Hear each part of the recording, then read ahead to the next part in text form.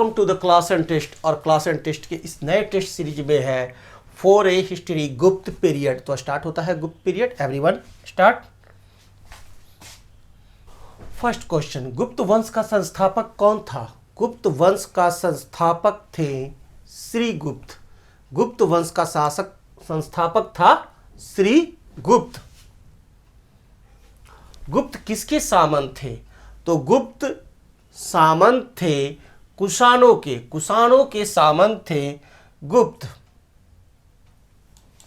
गुप्त वंश के किस शासक ने सर्वप्रथम महाधिराज की उपाधि धारण की? तो सर्वप्रथम महाधिराज की उपाधि धारण करने वाले गुप्त वंश के शासक थे चंद्रगुप्त एक। चंद्रगुप्त एक ने सर्वप्रथम महाधिराज की उपाधि धारण की। गुप्त शासन के दौरान ऐसा व्यक्ति कौन था जो एक महान खगोल विज्ञानी एवं गणितज्ञ था? तो महान खगोल विज्ञानी एवं गणितज्ञ गुप्त शासन के दौरान थे आर्यभट्ट। आर्यभट्ट। गुप्त शासकों की सरकारी दरबारी भाषा थी, कौन सी थी? सरकारी, संस्कृत। संस्कृत जो थी वह गुप्त शासकों की सरकारी या दरबारी भाषा थी। इतिहासकार V.A. स्मिथ ने किसकी विजयों से प्रभावित होकर उसे भारत का नेपोलियन कहकर पुकारा था?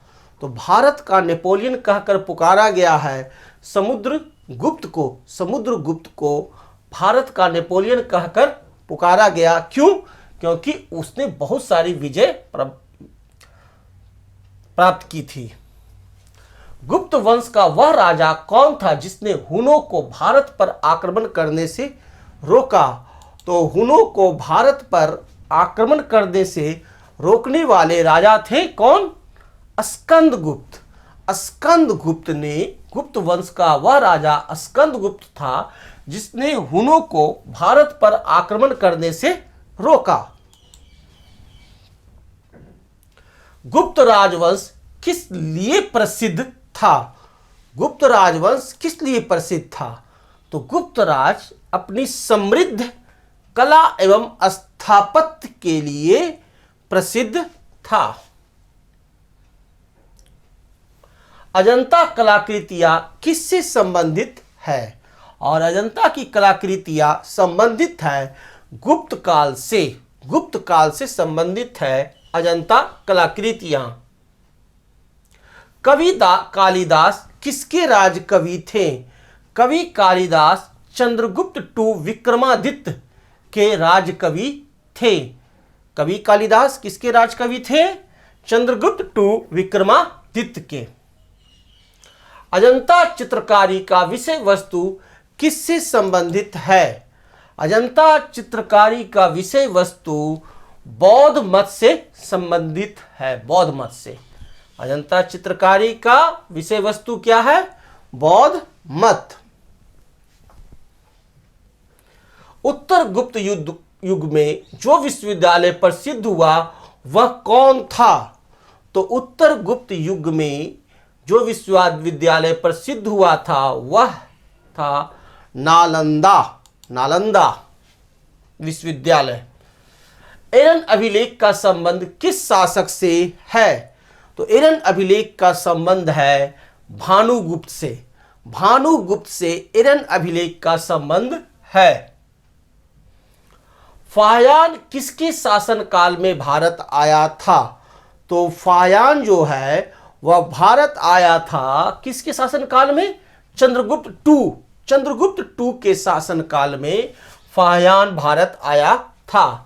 भारतीय संस्कृति का स्वर्ण युग किसे कहा जाता था? कौन था भारतीय संस्कृति का स्वर्ण युग? तो गुप्त काल। गुप्त काल भारतीय संस्कृति का स्वर्ण युग था। फाह्यान कहाँ का निवासी था? तो फाह्यान चीन का निवासी था। फाह्यान चीन का निवासी था। श्वेतबंधु का रचनाकार प्रवरसेन टू किस वंश का शासक था? श्वेतबंधु का रचनाकार प्रवरसेन टू वाकाटक वंश का शासक था। श्वेतबंधु का रचनाकार कौन है? प्रवरसेन II, और वह शासक था वाकाटक वंश का। किस गुप्तकालीन शासक को कविराज कहा गया? किस गुप्तकालीन शासक को कविराज कहा गया? समुद्रगुप्त को। समुद्रगुप्त शासक को कविराज कहा गया। स्कंदगुप्त को किस स्तंभलेख में सक्रोपम कहा गया? सक्रोपम स्कंदगुप्त को किस स्तंभलेख में कहा गया है? तो उन्हें कहा गया है किस में? कहोम स्तंभ लेख में। कहोम स्तंभ लेख में स्कंदगुप्त को सक्रोपम कहा गया। श्रीलंका के राजा मेघवर्मन ने किस स्थान पर भगवान बुद्ध का मंदिर बनवाने के लिए समुद्रगुप्त से अनुमति मांगी थी? तो हमारा बिहार का बोधगया। बोधगया में। श्रीलंका के राजा कौन? मेघवर्मन ने भगवान बुद्ध का मंदिर बनवाने के लिए समुद्रगुप्त से अनुमति मांगी थी। कहां? बोधगया में। मंदिर निर्माण कला का जन्म सर्वप्रथम कब हुआ? तो मंदिर निर्माण कला का जन्म सर्वप्रथम गुप्त काल में हुआ।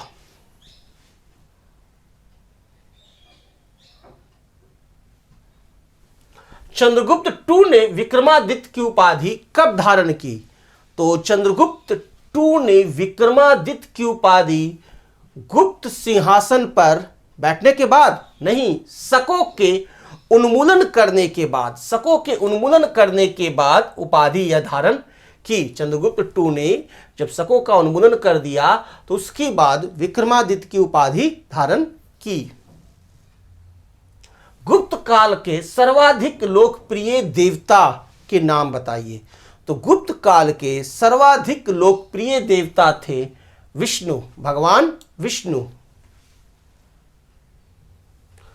और चंद्रगुप्त II ने अपने किस विजय की खुशी में चांदी के विशेष सिक्के जारी किए? तो शकों को परास्त करने के बाद, शकों को परास्त करने के बाद चंद्रगुप्त II ने चांदी के विशेष सिक्के जारी कर अपनी खुशी जाहिर की। मेहरौली दिल्ली स्थित लौह स्तंभ का निर्माण किस सदी में हुआ?